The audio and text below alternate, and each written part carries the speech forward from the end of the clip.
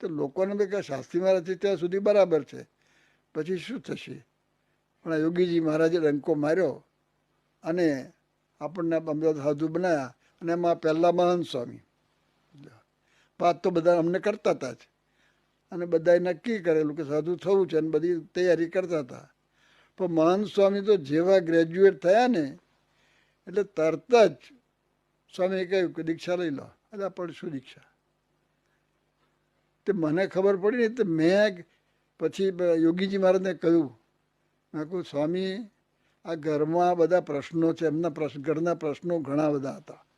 આર્થિક પ્રશ્નની મહા કટોકટી હતી, મને ખબર બધી, હું તો બધો સમાગમમાં આવેલો એટલે મને ખ્યાલ.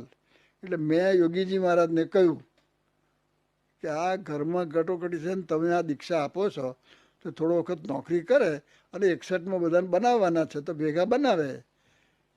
તો જોગી મહારાજ મને કહે કે હું મહંત સ્વામીને એવા બનાવીશ કે એના સંકલ્પે લાખો રૂપિયા આવશે. અને આજે આપણે જોઈએ જ છીએ આ બધું કાર્ય.